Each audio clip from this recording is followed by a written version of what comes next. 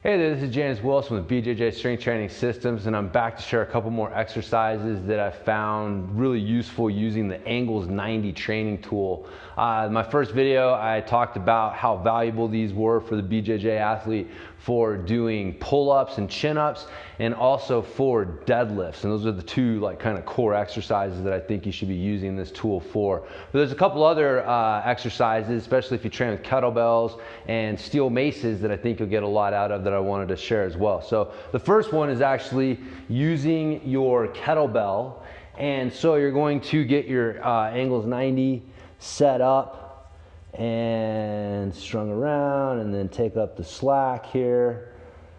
And now I've got this handle on my kettlebell. And so again, I'm able to do my swings with the Angles 90 tool. And there's a couple things that I like with this. One, the ability to rotate the hand independent of the weight. And so I'm able to use my hand rotation to help lock my shoulder into place and keep it in a good position, especially at the top.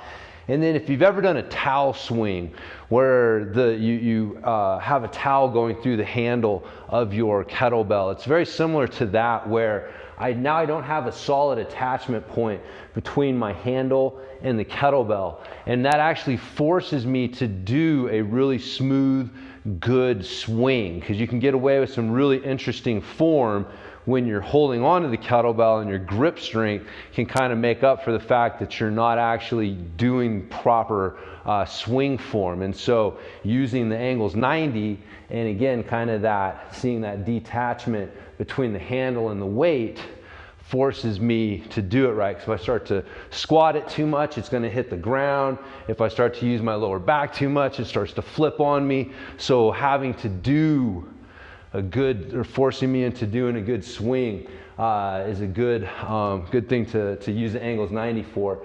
And then also, if you use the steel mace, one of my favorite exercises with the steel mace is the counter row.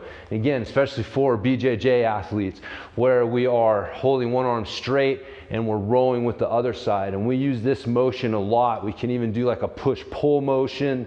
Couple different things we can do here. But again, like in jiu-jitsu, there's a lot of times where we're having to push and pull, and so being able to work that movement with this exercise is great. But having this fixed bar isn't necessarily the best grip, and it's not the most functional for us.